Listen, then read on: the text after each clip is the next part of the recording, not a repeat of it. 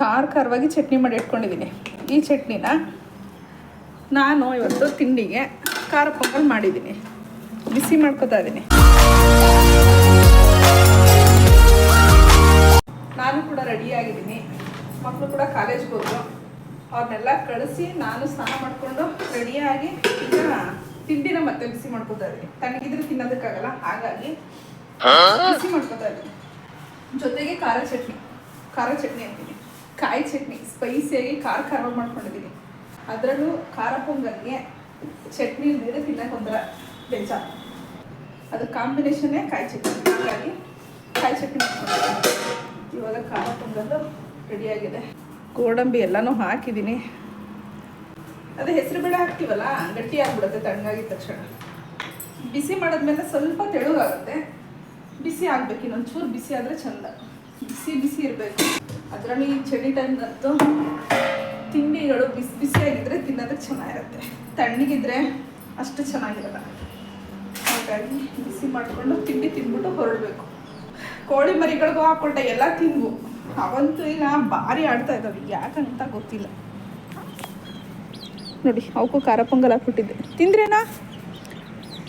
ತಿಂದ್ರಾ ಎಲ್ಲ ಚೆಲ್ಕೊಂಡು.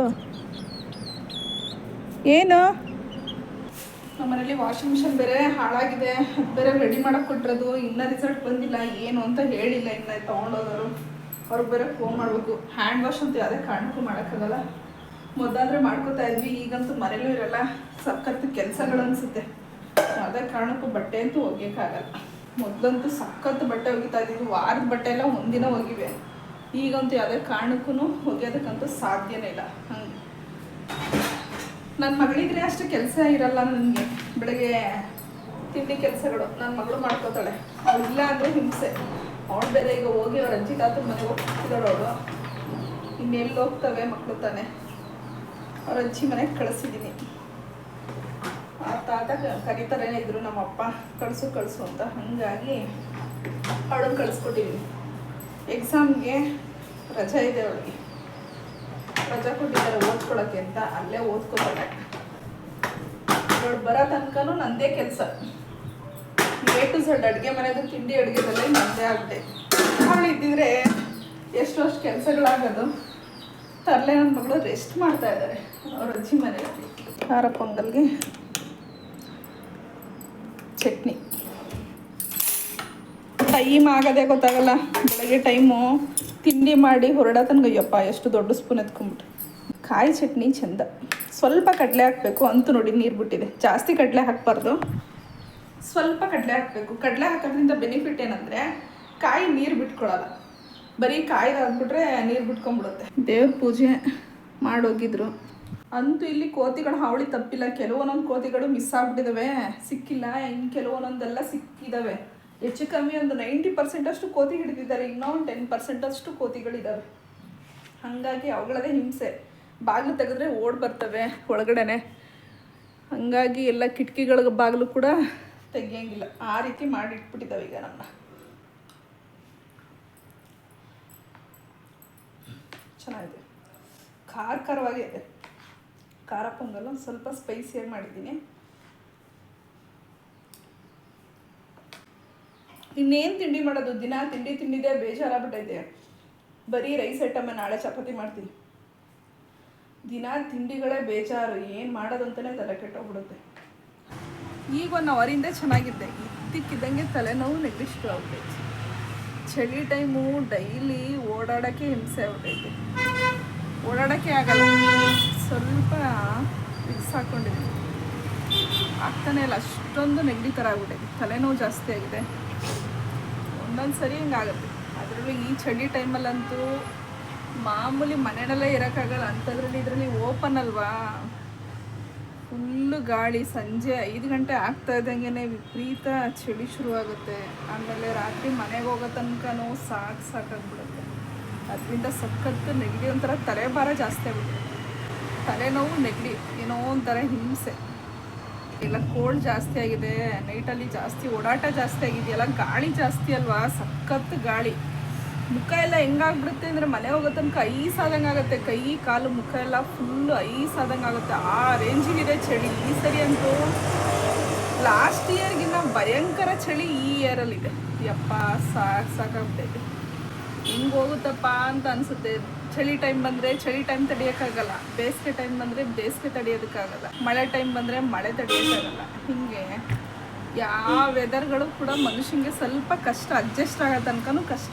ಬೇಗ ಹೋಗೋಣ ಅನಿಸುತ್ತೆ ಒಂದೊಂದು ಸರಿ. ಆದರೆ ಈಗಂತೂ ಬೇಗನೆ ಹೋಗ್ತಾ ಇದ್ದೀವಿ. ಹಂಗೆ ಹೋಲಿಸ್ಕೊಂಡ್ರೆ ಮೊದಲು 12-12ವರೆಗೆ ಕ್ಲೋಸ್ ಮಾಡ್ತಾ ಇದ್ದಿದ್ದು ಮೆಡಿಕಲ್ನ, ಈಗ 10ವರೆಗೆ ಕ್ಲೋಸ್ ಮಾಡ್ತಾ ಇದ್ದೀವಿ. ಅದು ಬೇಜಾರಷ್ಟೇ. ಇಷ್ಟು ವರ್ಷ 2 ವರ್ಷನೂ 12ವರೆ ಕಮ್ಮಿ ಮುಚ್ಚಿಲ್ಲ ನಾನು. 12 ಗಂಟೆ 12ವರೆ ಕಮ್ಮಿ ಮುಚ್ಚಿಲ್ಲ. ಈಗ ಬೇಗ ಬಾಗ್ಲಾಕೊಂಡು ಹೋಗ್ಬೇಕಲ್ಲ ಅಂತಲೂ ಬೇಜಾರು. ಇನ್ನೇನು ಮಾಡೋದು, ನಮ್ಮ ಹೆಲ್ತು ಕೂಡ ಅಷ್ಟೇ ಮುಖ್ಯ. ಹಾಗಾಗಿ ಸ್ವಲ್ಪ ಬೇಗ ಬಾಗ್ಲಾಕೊಂಡು ಹೋಗ್ತಾ ಇದ್ದೀನಿ 10ವರೆಗೆ. ಇವತ್ತು ಅಷ್ಟೊತ್ತಿಗೆ ಹೋಗಬೇಕು. ಗಾಳಿ ಅಲ್ವಾ, ಸಖತ್ತು ದೂರ, ಇಲ್ಲಿಂದ ಹೆಚ್ಚು ಕಮ್ಮಿ 12 ಕಿಲೋಮೀಟ್ರ್ ಆಗುತ್ತೆ. ಅದೇ ಹಿಂಸೆ. ನೈಟಲ್ಲಿ ಓಡಾಡೋದೇ ಹಿಂಸೆ ಈ ಚಳಿ ಟೈಮಲ್ಲಿ. ಅದಿಲ್ಲ ಅಂದಿದ್ರೆ ಆರಾಮಾಗಿ ಓಡಾಡ್ಕೊಂಡಿರ್ಬೋದಿತ್ತು. ಈಗ ಚಳಿ ಟೈಮ್ ಅಲ್ವಾ, ಸಖತ್ ಕಷ್ಟ.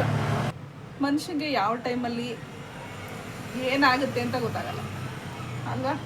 ಕೆಲವು ಟೈಮ್ ಹಂಗೆ ಅನಿಸುತ್ತೆ, ಈಗ ತಾನೇ ಚೆನ್ನಾಗಿದ್ದೆ, ಹಿಂಗೆ ಆಗ್ಬಿಡ್ತಲ್ಲ ಅಂತ ಅನಿಸುತ್ತೆ. ಅರ್ಧ ಗಂಟೆ 1 ಗಂಟೆಯಿಂದ ಚೆನ್ನಾಗೇ ಇದ್ದೆ, ಇದ್ದಕ್ಕಿದ್ದಂಗೆ ತಲೆ ನೋವು ಜಾಸ್ತಿ ಆಯಿತು, ನೆಗಡಿ ಶುರು ಆದಂಗೆ ಆಯಿತು.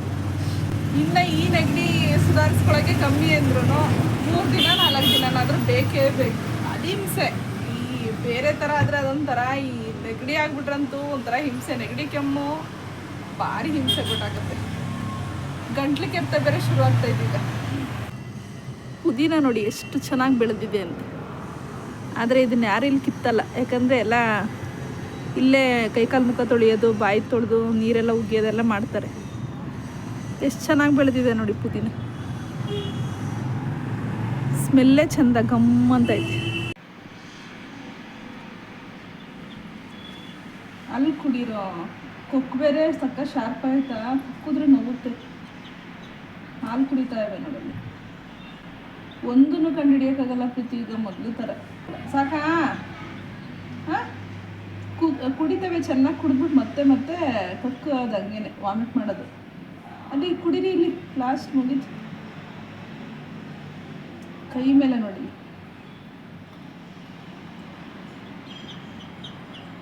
ಇನ್ನೊಂದು ಬೇಕಾ? ಬೇಕಾ ಸಾಕಾ?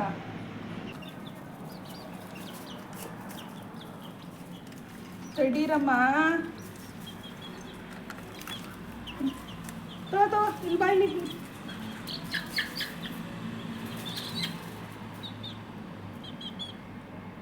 ಇಲ್ಲಿ ಕುಡಿ. ಒದ್ರು ಬೇಡಿಕೊಂಡ್ರು ಹಾಲು ವಾಸನೆ ಬರುತ್ತೆ. ಅಯ್ಯ ದೇವ್ರೆ, ಇದು ನೋಡ್ತೀರ ನೋಡು, ಕುಡಿದ್ಬಿಟ್ಟು ನೋಡಲ್ಲಿ ಅಲ್ಲಿ ನೋಡಲ್ಲಿ ಅದು ಕುಡಿದ್ಬಿಟ್ಟು ಹಿಂಗೆ ಅನ್ನೋದು ನೋಡಿ. ಈಗ ಅದು ಚೆನ್ನಾಗೈತೆ, ಅದು ಕುಡಿಬೇಕಾರೆ ಚಂದ ನೋಡಲ್ಲಿ.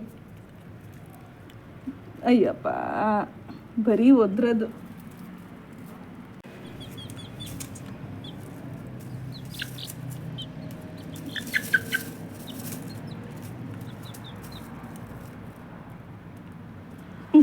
ಅಲ್ಲಿ ನೋಡಲ್ಲಿ ಎಷ್ಟು ಚೆನ್ನಾಗಿ ಅನ್ಸುತ್ತೆ. ಹೆಂಗೆ ಕುಡಿತಾ ಇತ್ತು ನೋಡಲ್ಲಿ. ಇಲ್ಲಿರೋದನ್ನ ಕುಡೀರಿ. ಏನು ಚಾಲೆಂಜ್ ಪ್ರೀತು? ಎಲ್ಲ ಮುಖ ತೋರಿಸು. ಮುಖ ತೋರ್ಸೋಕ್ಕೆ ನಿಂಗಿಲ್ಲ, ನನ್ನನ್ನು ಕೇರಮಲ್ಲಿ ಸೋಲಿಸ್ತೀಯಾ? ಚಾಲೆಂಜು ಆಯ್ತು. ಇದೇ ಮಾತಾ? ಹಂಗಲ್ಲ, ಅವಳು ಕುಳ್ಳಮ್ಮ ಬಿಡ್ತಾಳ. ನಂಗೆ ಹುಷಾರಿಲ್ಲದೆ ಒದ್ದಾಡ್ತಾ ಇದ್ದೀನಿ. ಹುಷಾರೇ ಇಲ್ಲ ನನಗೆ. ನೋಡು, ರೆಸ್ಟ್ ಮಾಡಿ ಅಂತ ಹೋಗ್ಬಿಟ್ಟು ಎಷ್ಟು ತನಕ ಮಲಗಿದ್ದೆ ಅಂತ ಕೇಳ್ತಿಯಲ್ಲ. ನಿನ್ನೆ ಫುಲ್ಲು ಹುಷಾರು ತಪ್ಪಿದ್ದು, ಇವತ್ತೆಲ್ಲ ಫುಲ್ ರೆಸ್ಟ್. ಇವತ್ತು ನೋಡಿ 2 ದಿನ ರೆಸ್ಟ್ ಮಾಡೋಣ ಅಂತಲೇ ಅಂದ್ಕೊಂಡಿದ್ದೀನಿ. ಅಲ್ವಾ ಪ್ರೀತಾ? ನಾವು ಚೆನ್ನಾಗಿದ್ರೆ ದುಡಿಬೋದು, ಅದು ಅನಿಸುತ್ತೆ. ಓಕೆ ಫ್ರೆಂಡ್ಸ್, ನಿನ್ನೆ ವ್ಲಾಗ್ನ ನಾನು ಕಂಪ್ಲೀಟ್ ಮಾಡೋಕ್ಕಾಗಿಲ್ಲ, ಇವಾಗ ಮಾಡ್ತಾಯಿದ್ದೀನಿ. ನಾನು ಮಾಡಿರೋ ಈ ವ್ಲಾಗ್ ನಿಮ್ಗೆ ಇಷ್ಟ ಆಯಿತು ಅಂತ ಹೇಳಿದ್ರೆ ಲೈಕ್ ಮಾಡಿ, ಶೇರ್ ಮಾಡಿ, ಕಮೆಂಟ್ ಮಾಡಿ, ಹಾಗೆ ನನ್ನ ಚಾನಲ್ಗೆ ಸಬ್ಸ್ಕ್ರೈಬ್ ಆಗಿ. Thank you.